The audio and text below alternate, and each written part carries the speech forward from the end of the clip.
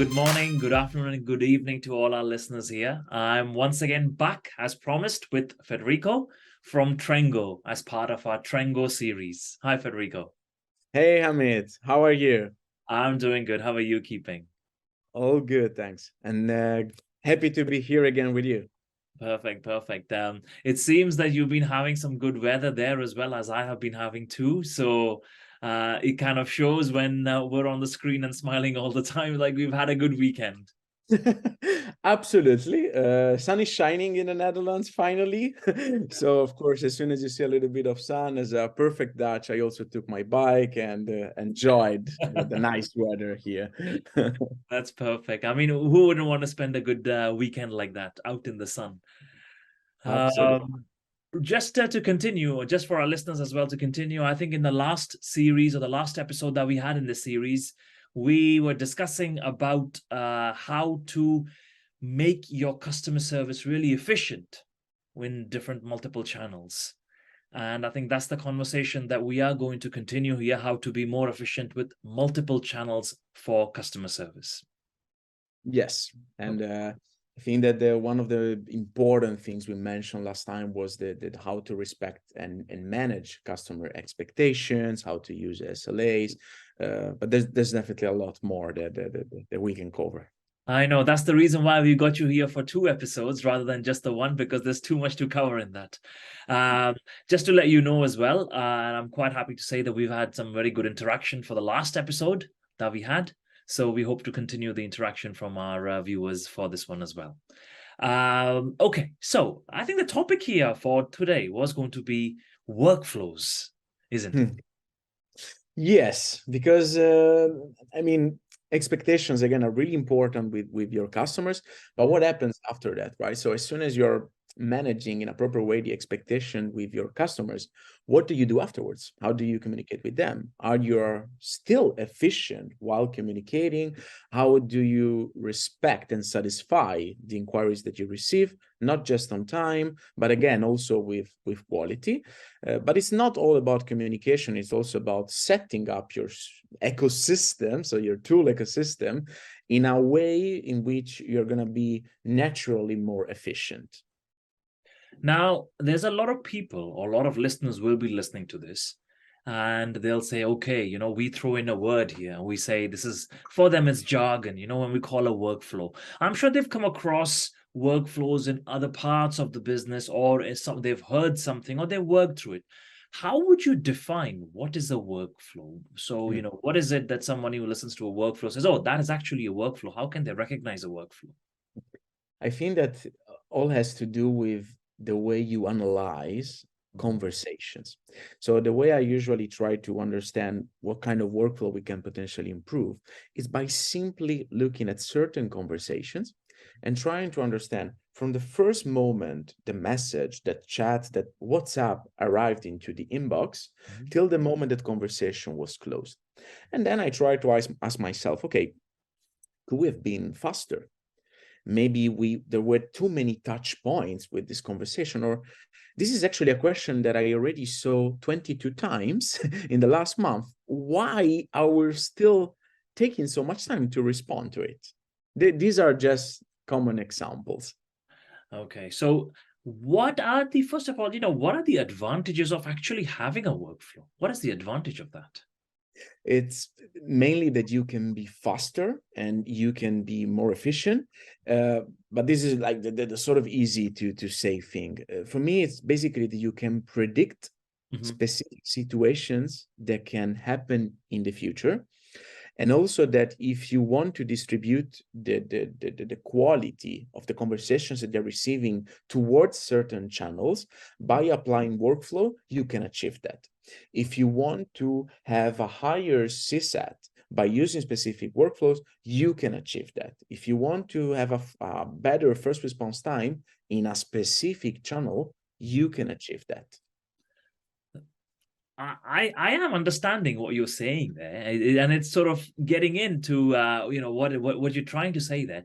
Would it be possible for us to like have some sort of a demonstration, or do you have anything visual that we can have a look at so Yes. that it makes more sense. Because, to me, yes, I'm more of a person who takes in visual information better than talking. So would it be possible for you to show us something along those lines? And I think it also connects a little bit with what we talked about last time. We mentioned, for example, help center. One of the first things I would recommend to a small company that is establishing a customer support function. Now, help center can be considered as one of the channels, right? But it's not all, right? There's email, there's WhatsApp, there's chat, and what could be a way where all these channels could be sort of available to a customer, in order to actually create additional workflows upon that. And I'm talking about the website widget, which is something now becoming more and more common, but you can actually structure and create so many workflows into a widget for which conversations can be sometimes covered automatically, or you can simply creating additional availability to your customers. And this is something that I can actually showcase quickly. Okay, please. We'll actually quickly share my screen. Thank you. So here as an example, we are now in the Trengo landing page, right? The main page of the Trengo website. And what you see here on the bottom, right, on the right side of the bottom page is this icon. So this image, and then how can we help you? The one of the most common intro for a support team function, whatever, right? So how can we help you? And what happens if I click in the widget? I will see an introductory message, right? So, hi, welcome to Trengo. Let us help you to find the right information or team member. Please click on Start Conversation.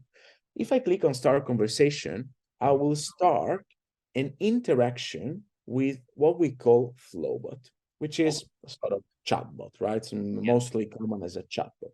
So it's a non-human interaction, but nowadays having this in place, it's so helpful because you can actually you have the opportunity to basically close certain conversation without the help of a human. Gotcha. And this is just one example, right? But then I also see a WhatsApp icon. Oh, reach us on WhatsApp. Start a conversation using the button below, right? So I can also start a conversation via WhatsApp. So maybe I'm now, I have in 5 minutes I have a meeting, so I will quickly write here, and then of course they will come back to me directly via WhatsApp.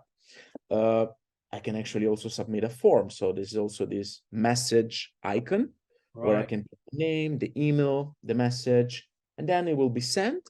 And I know that Trengo in this case will come back to me via email, for example. And then, of course, I also have the help center. So let's say that I'm looking for a specific topic and I want to look for it without actually interacting with anyone. So I can just start writing the topic. I will receive certain suggestions. I will read the article. And then the outcome can be that I actually find the answer I was looking for, or simply, okay, that's not enough. So, okay, let me reach out via WhatsApp. Let me reach out via chat. Let me reach out via the form. So the widget is a great way to actually start implementing specific workflows that will help you in supporting your customers. I think what I've just seen here, what you've just shown us there, looking at the different options, the customer, by using that, has automatically set expectations for themselves as well, isn't it? That's correct. So if sorry, go on. No, it's perfectly matching with with one of my main points in terms of workflows. It's expectations and availability. Yeah. You're letting know your customers since they jump into your website, we are available. We're here. You don't have to do 3 clicks or 4 clicks before I can actually get in contact with this company. I can immediately, with a click, see what's happening here and get in touch. I think a classic example, just what you mentioned, is WhatsApp and email. So for example, if I'm here, I want to send you a message and I don't want a reply back, or I'm expecting a reply back in, say, 24 hours, I'll quickly go and send you a message on an email. Whereas if I'm stuck right now, I'm not going to go there, write an email to your company or to any company. I'll prefer the WhatsApp option because I'll be like, okay, let's do that straight away. I'm stuck somewhere.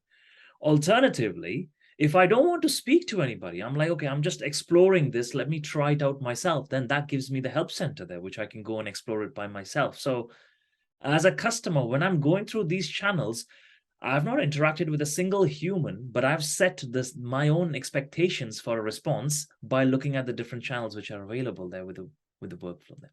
Yeah. Now, one of the questions that I think any customer service manager or a customer service leader would have is how easy or difficult it is to set this up, what you just showed us with Trengo. This is a sort of a funny question because it really depends on Okay. how far you want to go.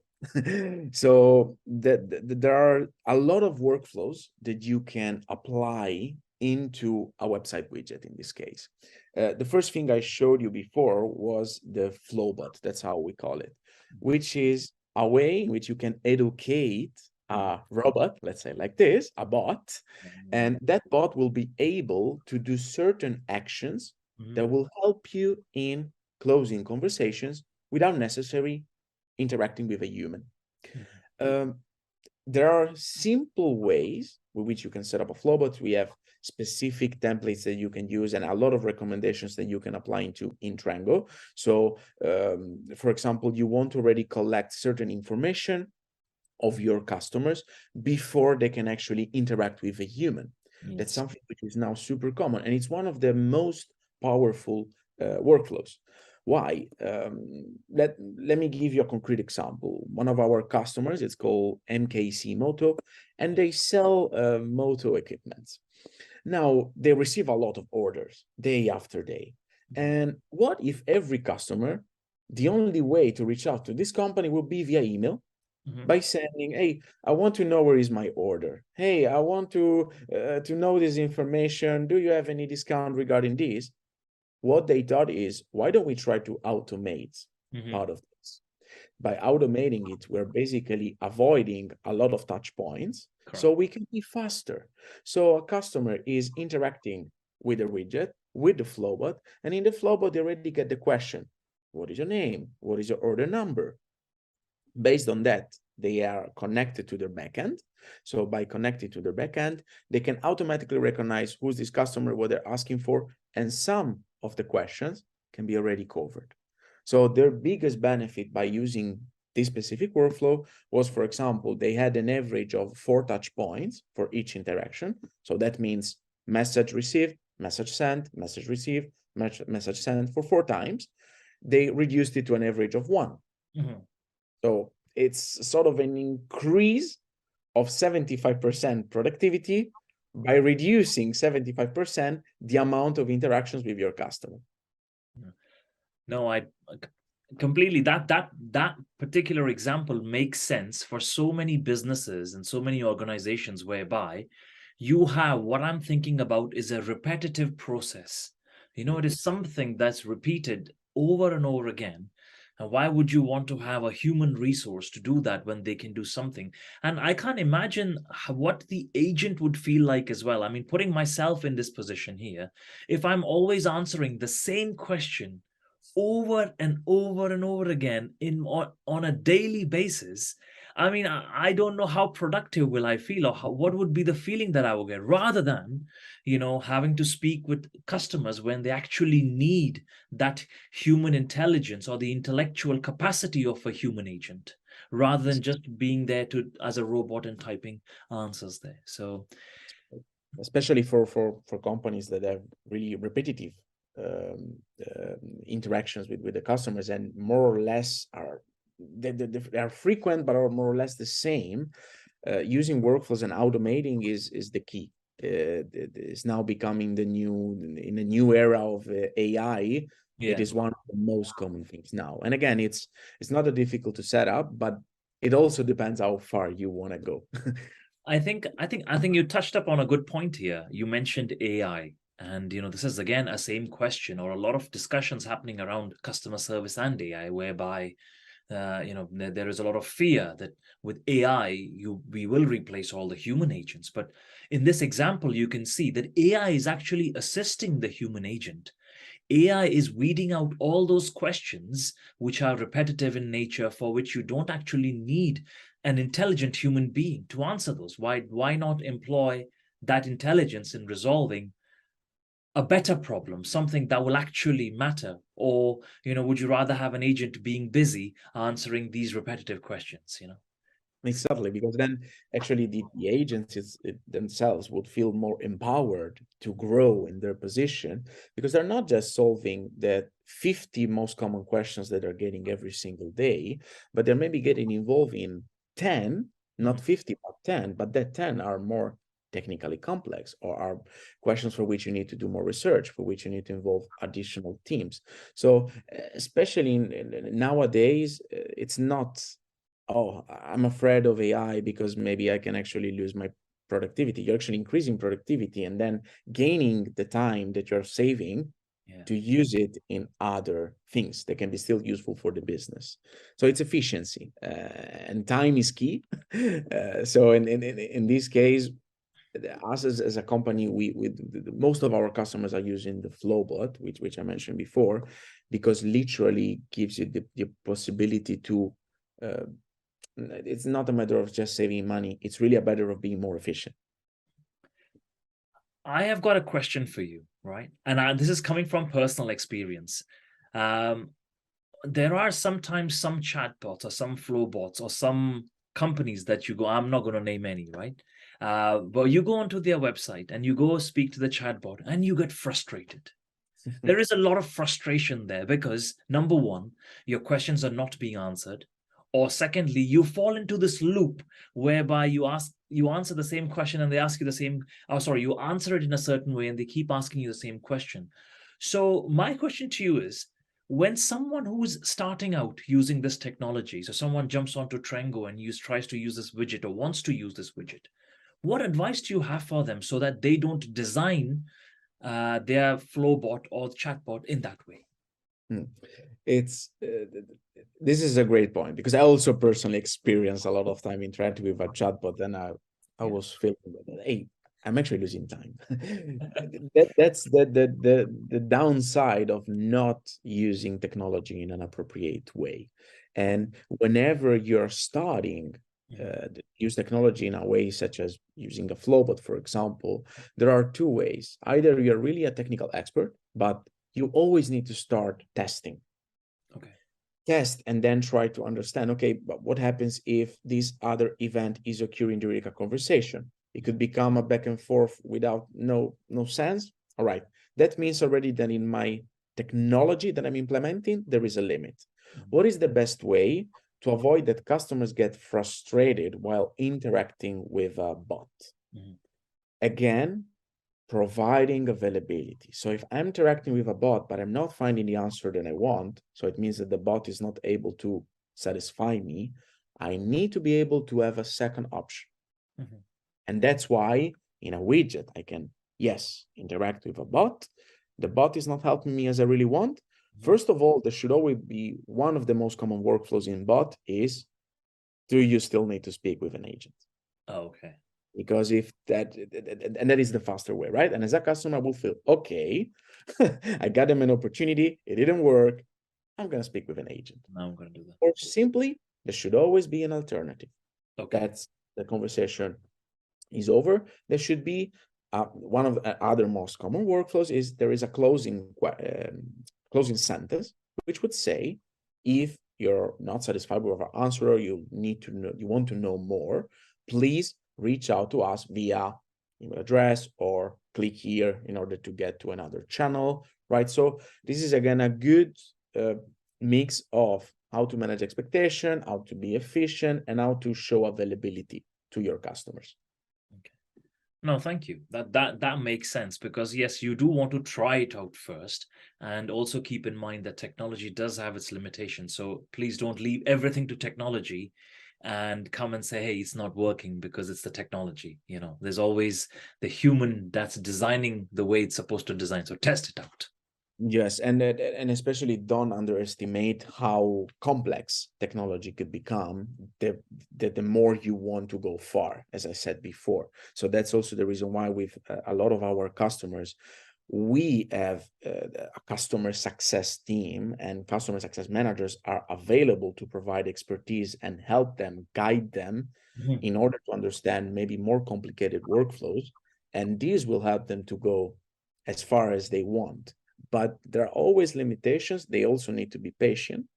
Patience is key also when supporting customers and when using technology. And monitoring.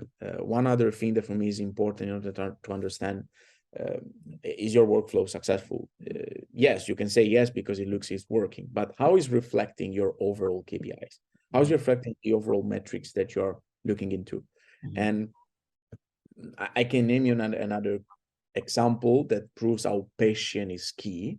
One of our customers, which is called Parfumado, they are a subscription model for perfumes. It's a really cool thing what they do. They started using the Flowbot as well for a lot of common questions that they were getting. And of course, their expectation was, I want an X percentage of the conversation, overall conversation, X percentage needs to be covered by the Flowbot. But their initial expectation was not, in a month, 30% must be covered by the Flowbot. No, let's start with 10, then 15, then 20, 25. And now, out of all the questions that they get in a month, 37% are closed without needing to go to their customer support team, which they call customer happiness team. But this is where you see real added value. And what they do, they can use their workforce in another way because they are saving a lot of time covering certain questions and using their workforce in a more efficient way for other projects or other initiatives. No, and just like in this example, they've saved 37%. You said they saved 37%. They've become more efficient by 37% simply by doing that. That's correct. Yeah, no, perfect. So the other aspect to this is, if say someone's starting out, so a user at Trengo or someone who logs on Trengo and wants to use it. I'm glad you mentioned you have customer success managers and you've got people who will assist them with that. How easy it is for them if they want to self-help, how easy it is for them to go and do it themselves, or do they really need someone's help to come and assist them with this? Trengo is a really intuitive system, because if you want to set up certain workflows, first of all, we have a lot of help center articles for which we can help them. Again, we have our support team, we have a dedicated customer success team, so our core customers are always fully helped. Otherwise, support team is always available. We are trying to constantly upload new material, videos, webinars, where we want to showcase them how you can improve your workflows, how can you be more efficient. Because in the end, we want to focus a lot on efficiencies, and workflows for us are the key for efficiency. There's a lot available. It's quite intuitive, especially for a self-starter, because in a nutshell, most of the workflows work in a sort of, this is the condition, based on this condition, this is the event. So, okay, if this is happening, this is going to be the consequence. So that's how a little bit everything is built. Then there are a lot of technical aspects. But again, it depends on how far you want to be. But final answer, there's a lot available, both from articles, videos, webinars, and of course, the internal in-house expertise that we have in the company. I think there's 2 points that we at Lingpad, I think, is quite similar after speaking with you, what I find. Number one is internal support. So, with Lingpad as well, we have found that, whoever joins or comes on board does sometimes need a little bit of that support. They might do, say, out of 180 things right or 90 things right, but then there's always that 10% where they think, okay, do you know what, you can make that better. So, we also supply that internal support in the form of a Lingpad localization manager who kind of helps them, assist them there. But when it also comes to workflows as well, now that I was talking to you, I just realized that we also have a certain workflow that is always there that our customers can use. And that workflow is, to import the help center data on Lingpad, then AI translates it automatically, and then export that information back out onto the platform. So for this is something which is a workflow that would generally take someone ages to do or employ a lot of cost and resources. Whereas you can see with the implementation of technology, you can just design this workflow, and every time you make a change into your help center, it gets pulled automatically to Lingpad, translated with AI, and pushed out. Love this example. Really, that's a great example. And again, this is how workflows can help you out. So this is perfectly matching what we're talking about. And I also really like your first point. Actually, to be honest, is the same in Trengo. So whenever a new joiner is joining the company, during the first month of onboarding, they always need to spend some time with support, and we're trying to encourage these more and more and more, because in the end, the moment you're joining the support function, you will understand so much. You will learn the double or the triple the chance reading articles or knowledge bases, internal knowledge bases that you're spread around in the company. So, I mean, to kind of just come towards the end of the conversation now, and just kind of recap as well what we just said here, that if you want to increase the efficiency of your teams, number one is you got multiple channels that you can discuss in, what we covered in the last conversation. Set expectations, number one, for your customers, and where you can, if it's repetitive, help centers and workflows are the ways you can go and become more efficient when it comes to managing your team there. That's absolutely correct. And not being afraid of using technology to become more efficient. And this has to do with using chatbot, flowbots. This has to do by applying certain rules in your workflow. So if certain condition applies, this event will happen. And apart from the normal and most common approaches that we sort of all know, right? Quick replies, so templates, so your communication can be sort of structured, but there's so much over there. And in Trengo, we're really spending a lot of effort, try to always be on top of how technology can help our customers and how technology can help on supporting customers. Technology, if used properly, can really help. So please don't be afraid of AI. It is there to help the agents. It is there to help your team. It is there to help and improve your customers' overall experience. So lesson for the listeners, please don't be afraid when it comes to implementation of AI. Just make sure you're aware of what are the challenges and what are the limitations of the technology before you're going and using that. Okay, so one more question before you leave us there, Federico. If somebody really wants to try this technology at Trengo, somebody really wants to come around and have a go at themselves or contact one of your support team to do that, do you have any such offers or anything that they can take advantage of right now? Definitely. So the good thing in Trengo is that you can easily start a trial. Okay. And with the trial, you have the opportunity of for 2 weeks to test the product, see if you like it, start playing a bit around it. And of course, during your trial, you can also reach out to our support team to ask for any help. So yes, and I definitely encourage whoever is interested to look at it, start playing with it. And there's a lot that can be discovered and can bring added value. Perfect. So for listeners, the link will be in the description. I'll leave a link for Trengo. If you guys want to have a trial, please go and try it out. I think looking at it personally, I think it's a wonderful tool, very intuitive. I quite liked the features that you just showed us there, but I'm sure if we delve into it, there'll be a lot more clever features like that we can take advantage of. So, I definitely look into that myself a bit more as well. But it was a pleasure having you, Federico. Thank you so much for your time. We look forward to hearing from you in the near future as well. Then. Thank you so much, Amit, for the opportunity again. Really nice chat and always a pleasure. Thank you so much. Thank you. Take care. Thank you. Bye-bye. Bye. Thank you for watching this video in our podcast series. Please do let us know in the comments whether you like the video or if you have any suggestions. We have an amazing list of guests lined up for you in the coming few weeks. Please do like and subscribe to our channel. Thank you and see you soon. Bye-bye.